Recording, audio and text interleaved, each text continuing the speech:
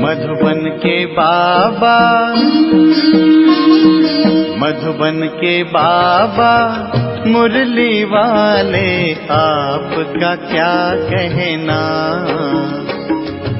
आपका क्या कहना। ओम शांति। आज 31 अक्टूबर 2023 के साकार मधुर महावाक्य हैं। आज मीठे मीठे बाप दादा बोले, मीठे बच्चे, तुम अभी पुजारी से पूज्य, बैगर से प्रिंस बन रहे हो, इसलिए तुम्हें खुशी में खगियां मारनी है, कभी भी रोना नहीं है। बाबा ने कहा, मीठे बच्चे, तुम अभी पुजारी से पूज्य, बैगर से प्रिंस बन रहे हो, इसलिए तुम्हें खुशी में खगियां मारनी है, कभी भी रोना नहीं है।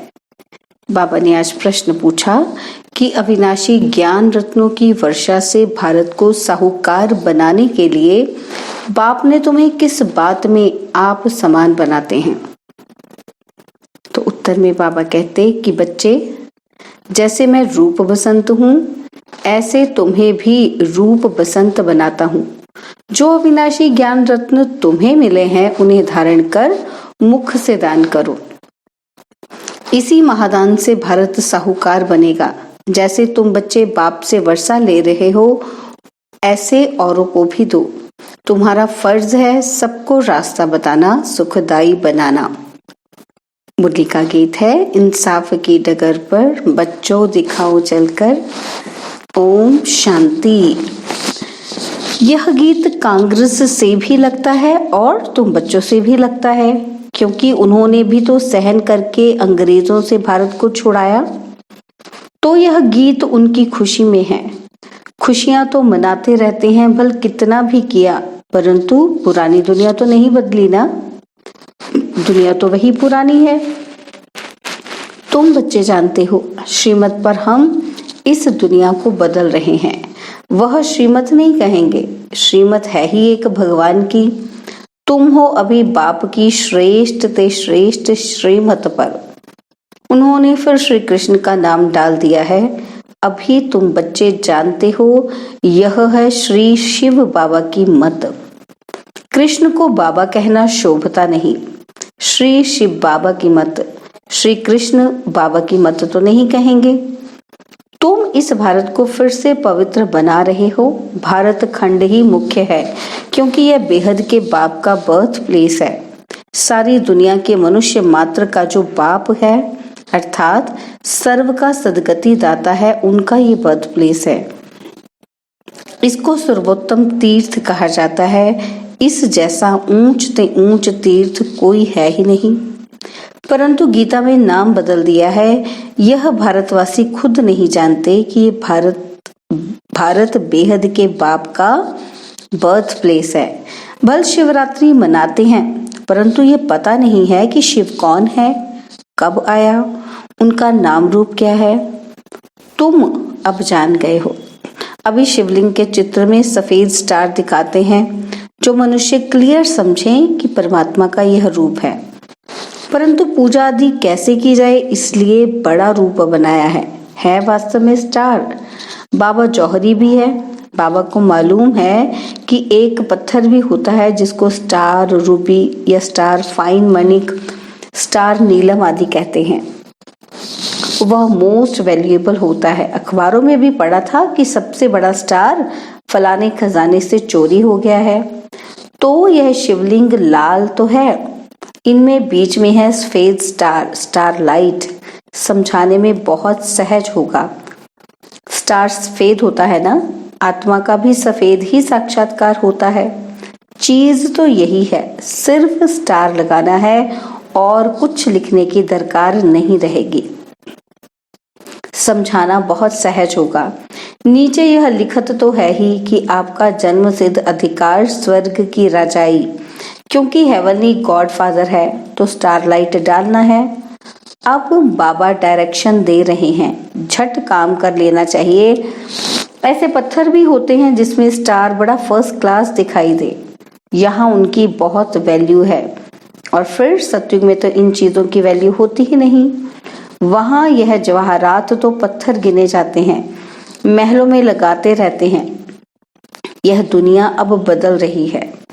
तुम बच्चे जानते हो, हम स्वर्ग का मालिक बनने के लिए बाप से वर्षा ले रहे हैं, पढ़ रहे हैं। जितना जो पढ़ेगा उतना ऊंच पद पाएगा। पढ़ना और फिर पढ़ाना भी है, यानी आप समान बनाना है, तब ही ऊंच पद पा सकेंगे। बच्चे समझते हैं कि हम ब्राह्मण हैं, हमको सच्ची यात्रा सिखलानी है, हर एक को बाप का परिचय देना है। कोई भी मनुष्य मात्र बाप को नहीं जानते। बाप तो एक ही है, बाकी सबको अपना अपना पाठ मिला हुआ है। एक आत्मा का पाठ न मिले दूसरे से। आत्मा तो अविनाशी है, उनके रूप में कोई फर्क नहीं हो सकता। शरीरों में फर्क है और हर एक आत्मा के पाठ का फर्क है। हर एक आत्मा जो स्टार लाइट है उसमें अविनाशी पाठ भरा हुआ है, इम्पेरिशेबल पाठ है। यह बातें भी तुम ही जानते हो, नंबरवार पुरुषार्थ अनुसार। जैसे आत्मा है, गाते भी हैं, चमकता है भ्रिकुटी के बीच अजब सितारा। अजब है ना, कितना छोटा सा स्टार और उसमें 84 जन्मों का पाठ भरा हुआ है। यह बातें जब सुनेंगे तो बहुत आफरीन देंगे कि बरोबर इन्हों को तो पढ़ाने वाला यह परमात्मा है। तुमको तो सबको पढ़ाना है। भल क्रिश्चियन लोग अंग्रेजी जानने वाले हैं, तुम हिंदी में बोलो, फिर इंटरप्रेटर इंग्लिश में ट्रांसलेट कर सुनाता जाएगा। उनके पास इंटरप्रेटर होते हैं। बाप का परिचय तो देना है।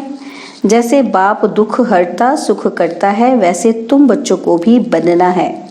हर एक को रास्ता बताना है, औरों को भी सुखदायी बनाना, यह तुम बच्चों का फर्ज है। तुम खुद बाप से इतना वर्षा ले रहे हो तो फिर औरों को भी देना पड़े। यह है महादान। यह एक एक वर्जन्स लाखों रुपयों का है। शास्त्रों के वर्जन्स अलग अगर लाखों रुपए के होते तो फिर भारत इतना कंगाल क्यों होता। तो तुम बच्चों को समझाना है, बाप का परिचय देना है। वह भी परमात्मा है, रूप भी है, बसंत भी है। परंतु अविनाशी ज्ञान रत्नों की वर्षा कैसे करें? जरूर शरीर चाहिए। तो बाप आकर तुम बच्चों को अर्थात तुम्हारी आत्मा को रूप बसंत बनाते हैं। अविनाशी ज्ञान रत्नों की धारणा करनी है, मुख द्वारा फिर यह दान देना चाहिए। जिन रत्नों का कोई मूल्य नहीं कर सकता उस पर भी एक कहानी है, तो यह धारणा करनी चाहिए। कहते हैं ना, शिव बाबा बम बम भोलानाथ भर दे झोली। यह अविनाशी ज्ञान रत्नों से झोली भरनी है, फिर वहां तो तुम्हारे महल हीरे जवाहरों के बन जाएंगे। तो यह हर एक को समझाना है।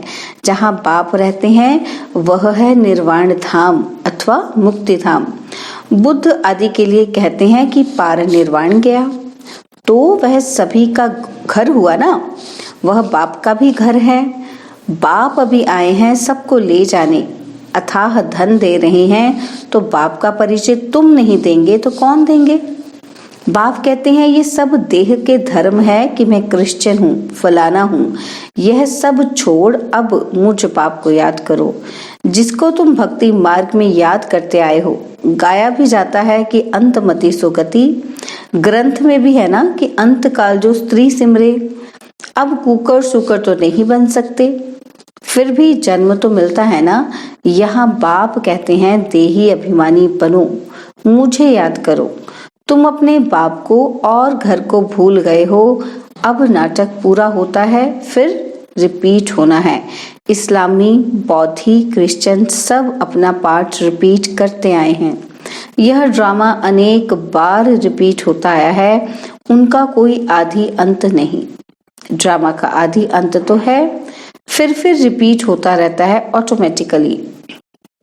यह बातें जिनकी समझी हुई है उनको औरों को समझाना पड़े कि आकर बाप को जानो। बाप को न जानने से मनुष्य आर्फन बन गए हैं। अभी समझो, पोप कहते हैं कि लड़ाई ना करो तो भी वह मानेंगे थोड़े ही। क्रिश्चियन लोगों का बड़ा है पोप, सबका गुरु है, फिर गुरु की मत पर क्यों नहीं चलते? यह कोई की भी बात मानने वाले नहीं हैं। बाप ही आकर के मत देते हैं तो सबको समझाना है। धीरे धीरे सब धर्म वाले समझेंगे। पहले तुम सिर्फ सिंधी थे, अभी सब आने लगे हैं। क्रिश्चियंस को भी बाप का परिचय देना चाहिए, जिससे वे भी बाप से वर्षा लेने के हकदार बने। इसमें थकना नहीं चाहिए। ये प्रदर्शनी तो बहुत जोर से चलेगी। सर्विसेबल बच्चों के ऊपर सर्विस की बड़ी जिम्मेवारी है। वही दिल पर चढ़ेंगे और फिर तख्त पर सवार होंगे। महादानी बनना है और फिर याद करना है बाप को। वह इंश्योर करते हैं दूसरे जन्म के लिए। ईश्वर अर्थ व कृष्ण अर्थ दान करते हैं। वास्तव में कृष्ण तो है ही साहूकार। उनका तो दान लिया हुआ है, बाप से वर्षा लिया हुआ है। स्वर्ग का प्रिंस बना तो स्वर्ग स्थापन करने वाले से वर्षा लिया ना, परंतु कैसे लिया यह किसी की बुद्धि में नहीं बैठता।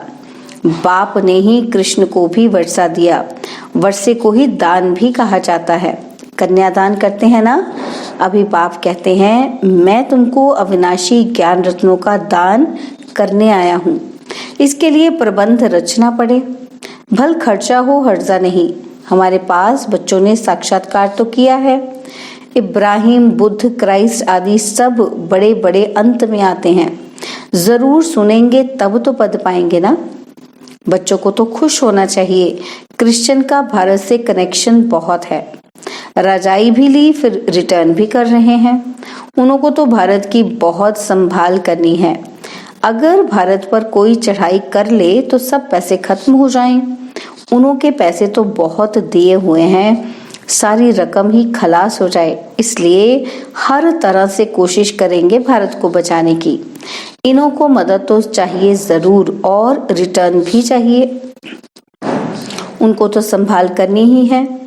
बाबा जानते हैं भारत गरीब है तो वहां से भी मदद कराते हैं और खुद भी आकर मदद दे रहे हैं।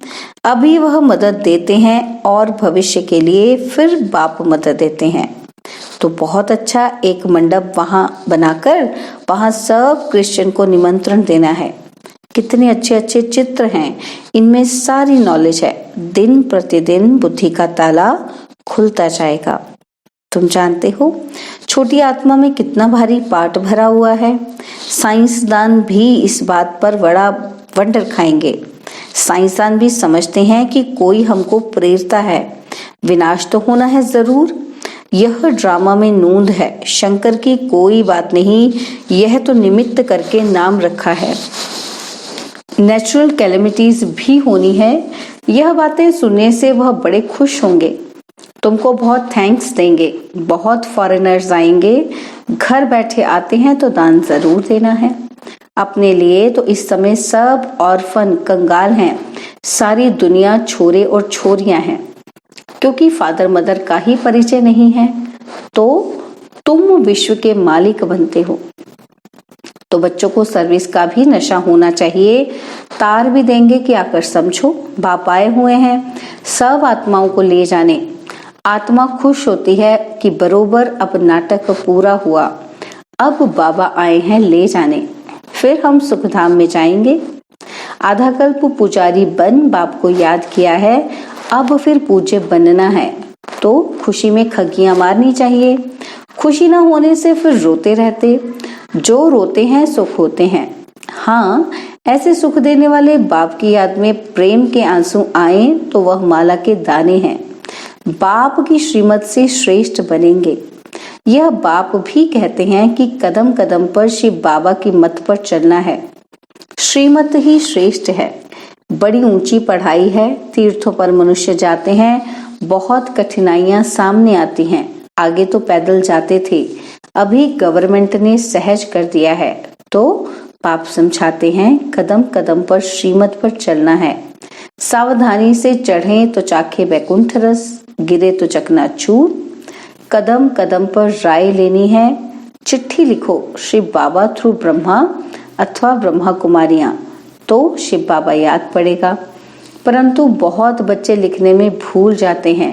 एक दिन सबकी बुद्धि का ताला जरूर खुलने का है। बच्चों को सर्विस का बहुत शौक चाहिए। सर्विस बहुत करनी है। यह भी ड्रामा में नूंद है। खर्चा आप ही आएगा, अनायास ही सब कुछ होता जाएगा। बाप कहते हैं तुमको 3 पैर पृथ्वी का मिलना भी मुश्किल है, फिर भी तुमने कल्प पहले भारत को स्वर्ग बनाया ही है। अच्छा, समझाते तो बहुत हैं, धारणा भी हो। जास्ती भारी माल खाने से फिर हजम नहीं होता है। प्रदर्शनी में भल आते तो बहुत हैं, परंतु एक को भी यह निश्चय नहीं बैठता कि इन्हों को पढ़ाने वाला अथवा राजयोग सिखलाने वाला बाप है। पहले पहले ये निश्चय बिठाना है। तुम समझा सकते हो, यह है प्रजापिता ब्रह्मा कुमार कुमारियां। रचयिता तो एक ही परमपिता परमात्मा है।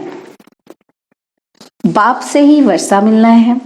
बाप का जब तक बच्चा ना बने तो वर्षा मिल ना सके। भक्तों को फल देने वाला है बाप। इतने सब ब्रह्मा कुमार कुमारियां हैं। प्रजापिता ब्रह्मा को भी क्रिएटर कहते हैं। अभी रचना होती है नई दुनिया की। भगवान उवाच, मैं तुमको राजयोग सिखाता हूँ। अच्छा, मीठे मीठे लकी सितारों प्रति ज्ञान सूर्य, ज्ञान चंद्रमा का याद प्यार और गुड मॉर्निंग रूहानी बाप की रूहानी बच्चों को नमस्ते। हम रूहानी बच्चों की रूहानी बाप दादाजी को दिलवा जान सिकवा प्रेम से नमस्ते। ओम शांति। प्यारे बाबा, मीठे बाबा, मेरे बाबा, शुक्रिया बाबा, शुक्रिया बाबा, शुक्रिया। धारणा के लिए मुख्य सार है। पहला पॉइंट है, बाप के दिल तख्त पर बैठने के लिए सर्विस की जवाबदारी लेनी है। महादानी जरूर बनना है। ज्ञान दान करने में कुछ खर्चा हो तो हर्जा नहीं। और सेकंड पॉइंट है, ऊंची चढ़ाई है, इसलिए बहुत सावधानी से चलना है।